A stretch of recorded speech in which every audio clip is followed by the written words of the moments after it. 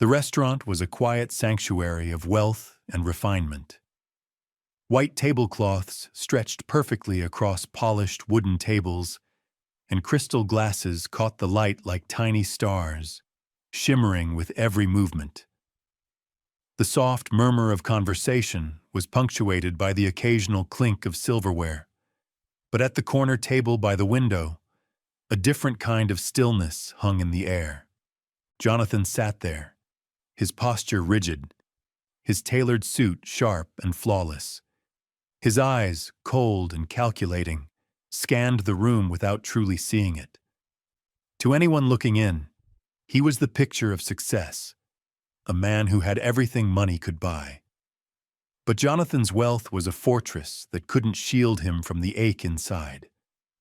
Across from him sat Michael, his young son, bound to a wheelchair that had been part of their lives for years. The accident had stolen Michael's ability to walk, and with it, much of Jonathan's sense of purpose. He had spent fortune after fortune trying to fix what science and medicine could not, but the truth remained unchangeable. His son was trapped in a body that refused to obey him. Michael watched the world quietly from his chair, his small hands resting in his lap. His gaze was soft, wistful, and sometimes, just for a moment, it betrayed the frustration he felt being unable to run, to jump, to simply be a boy. Jonathan noticed every flicker of sadness, every shadow that crossed his son's face, and yet he remained frozen, too proud, too haunted by his own failures to do anything but sit and worry.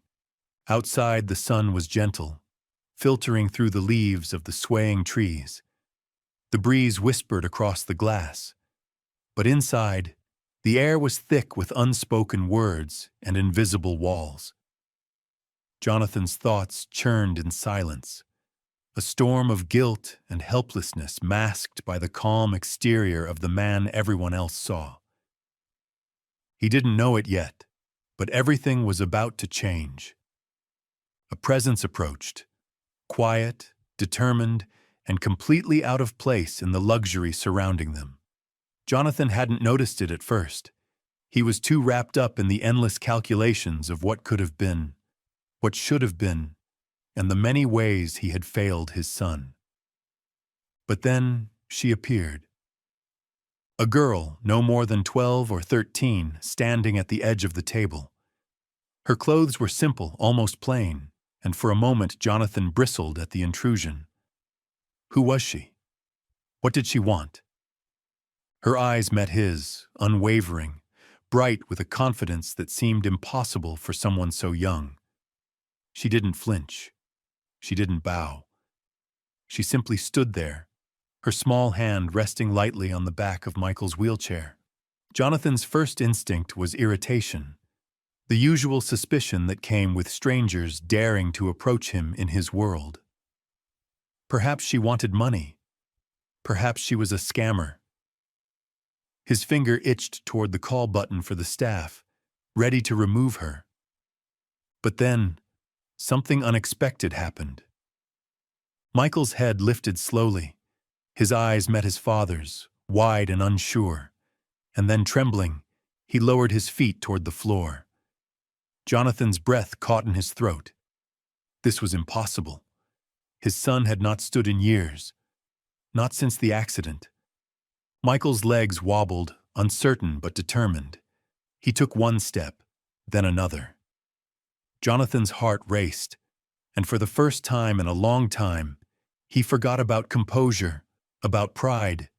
He leapt forward, tears brimming, and held his son close, feeling the warmth and weight of him in a way he thought he'd never feel again.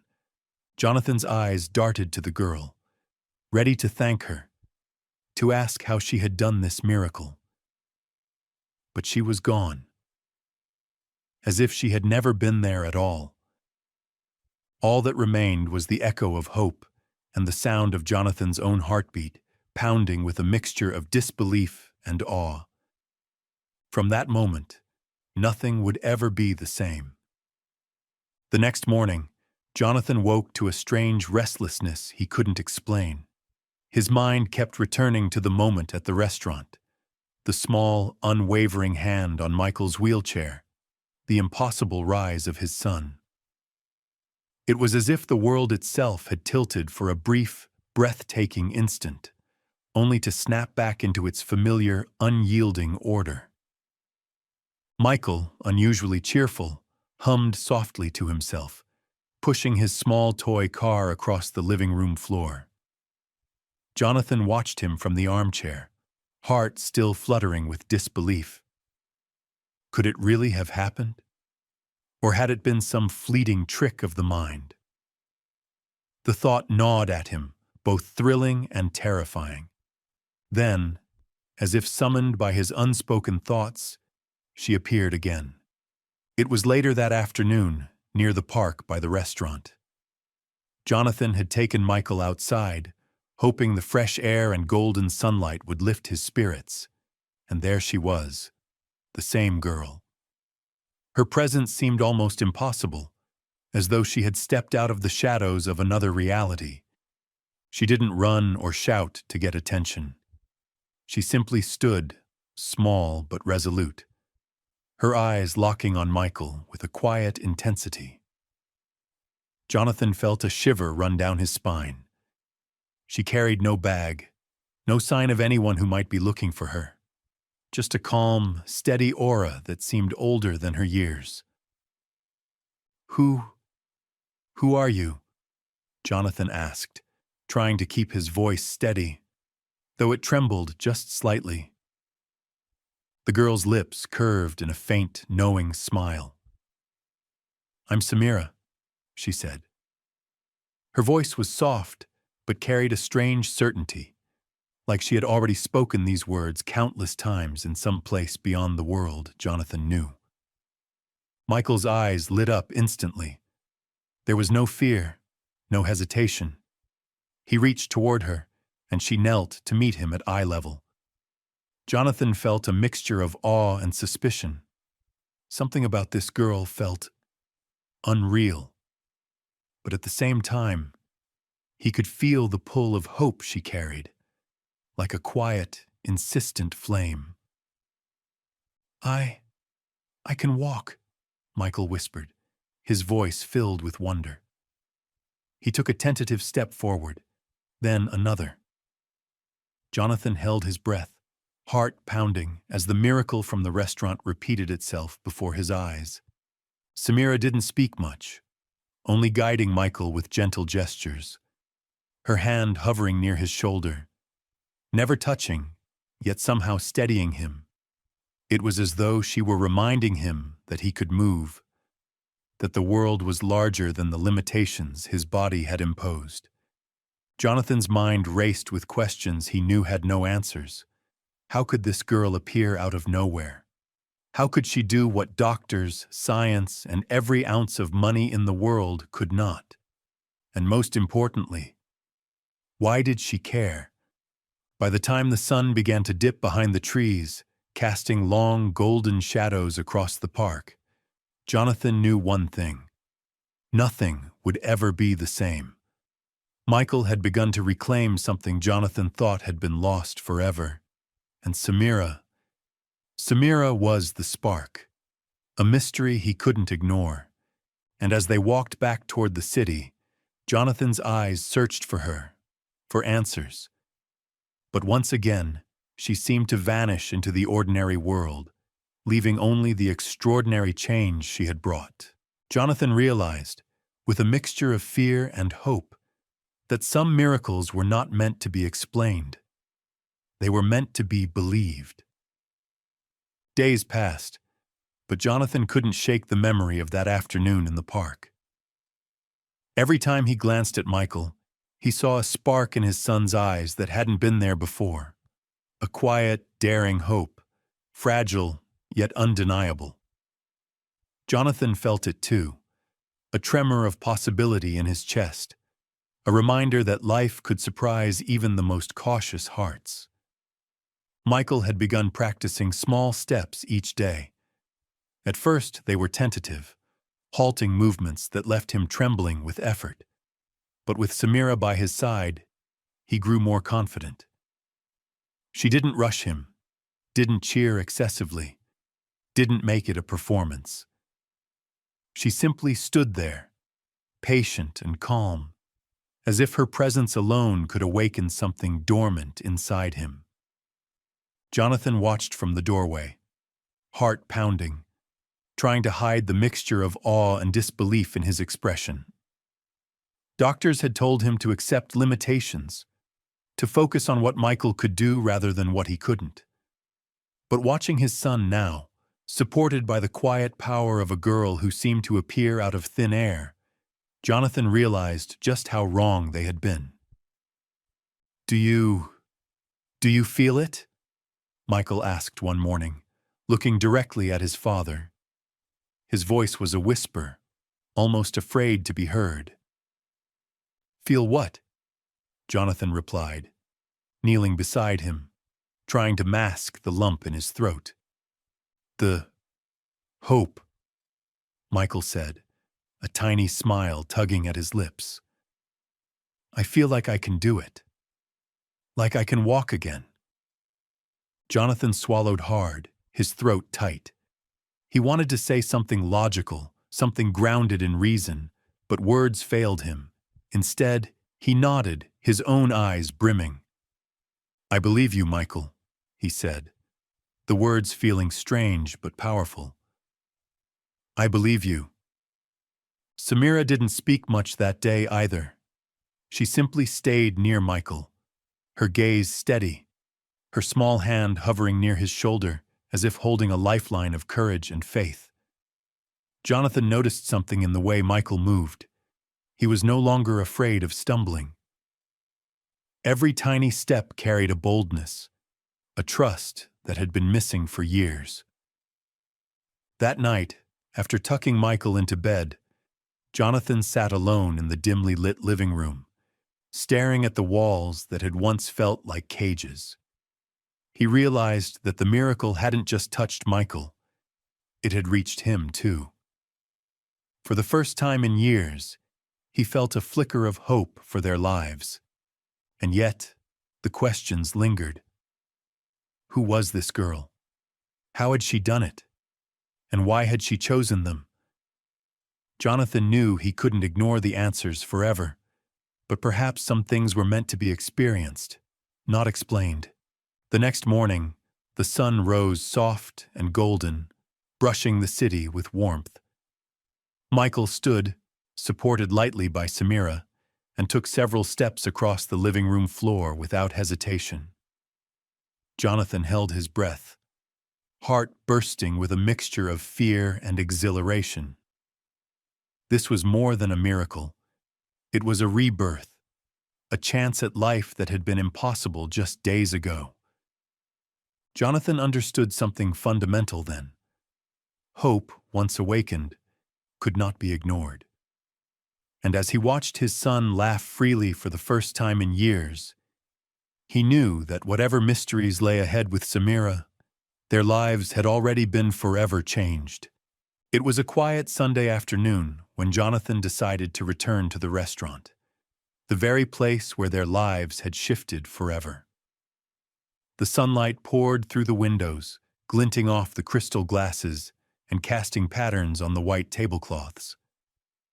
The familiar luxury of the restaurant seemed almost surreal now, a stage set for something extraordinary. Michael, now moving with greater confidence than before, sat in his wheelchair at the corner table. But this time, there was anticipation in his eyes, a sense that something important was about to happen. Jonathan, tense yet hopeful, watched his son with a mixture of awe and fear. He knew how delicate these moments were, how easily hope could falter. And then she appeared. Samira. Like a soft breeze, she came without fanfare, her presence calm yet undeniable. She didn't speak, didn't smile.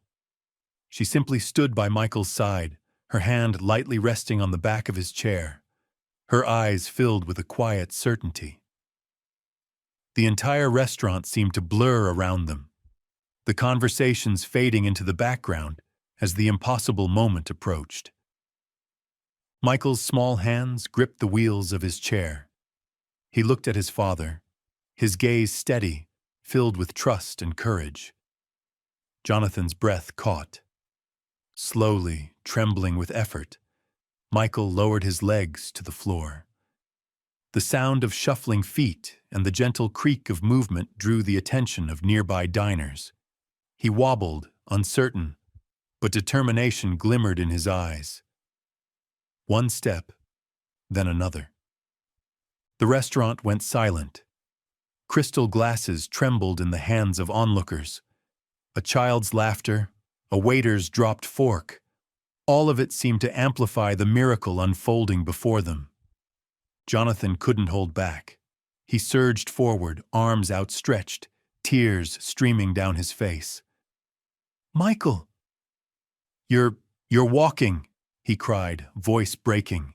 His pride, his fear, his despair, all of it melted away into joy and disbelief. Michael's steps grew steadier, each one carrying more confidence than the last. He took a small leap forward, laughter spilling from him like sunlight. Jonathan dropped to his knees, embracing him tightly, feeling the weight of years lost and now, miraculously, regained. He turned to thank Samira, ready to kneel and beg her for answers, for some explanation. But she was gone. No footprints marked the floor, no shadow lingered. She had vanished, leaving only the echo of her presence and the undeniable truth of the miracle she had bestowed. Jonathan held Michael close, rocking him gently, his mind swirling with emotions he could barely name. Awe, gratitude, wonder, and most of all, hope. A hope that had once seemed impossible, now as real as the warmth of his son in his arms. That day, Jonathan realized that life had a way of breaking even the strongest walls of doubt. Some miracles could not be explained, only experienced. And he knew, deep in his heart, that Samira had changed more than Michael's life. She had changed his own. As the restaurant slowly returned to its usual rhythm, Jonathan made a silent vow. No more would he measure life in wealth or control. There was a new purpose now, a chance to give hope where there had once been none. And from that day forward, every time he saw a child with a heavy burden, he remembered the girl who had appeared from nowhere, the girl who had shown him that miracles could come when least expected, but always when needed most. The days that followed the miracle in the restaurant were quiet, but they carried a new rhythm. Michael walked more steadily each day, his confidence growing with every step. Jonathan watched him with a mixture of wonder and humility, finally understanding that the true wealth of life wasn't money or power. It was love, presence, and hope. Jonathan made a decision that surprised even himself. The boardroom, the endless meetings, the pressure of acquisitions, all of it now seemed small, insignificant compared to the gift that had been given to him and Michael. He began to shift his focus, using his wealth not to accumulate more, but to bring light to those who had none. He started small at first, visits to children in hospitals, quietly funding programs for kids with disabilities, offering resources to families who had none. But slowly, his efforts grew. Jonathan's empire of wealth became a network of compassion, reaching farther than he had ever imagined. Michael was at his side for every visit, walking tall, laughter spilling from him as he encouraged other children to take steps, both literal and metaphorical. Jonathan often caught himself watching his son and thinking about the girl who had changed their lives, the girl who had come from nowhere, touched their hearts, and disappeared just as quietly. He never saw Samira again, at least not in the ways he had hoped. but her presence lingered in every act of kindness, every smile of a child, every step that a once frightened boy took toward life. She had left them a gift far greater than words could capture, the knowledge that miracles existed and that hope could awaken even in the darkest moments. One evening, as Jonathan sat with Michael on a park bench, watching the sun dip behind the trees, Michael leaned against him and said, "Dad, do you think she's watching us?" Jonathan smiled, feeling a calm certainty he had never known before. "I don't know, son," he said softly, "but I think she's proud. And I think she's always with us, in a way that matters the most." Michael grinned, and for the first time in years, Jonathan felt completely at peace. The boy who had once been trapped in a chair was running in his mind, dreaming without limits, and the man who had once been consumed by guilt and fear was finally free. From that day forward, Jonathan dedicated his life to carrying the light Samira had given them. Wealth became a tool for hope, fear became a lesson in courage, and the memory of a girl who came from nowhere became a reminder that sometimes the smallest presence could change the world forever. In the quiet moments, when the wind whispered through the trees or sunlight danced on crystal glasses, Jonathan and Michael remembered the girl who had brought a miracle, and they knew that her lesson would live within them for all their days.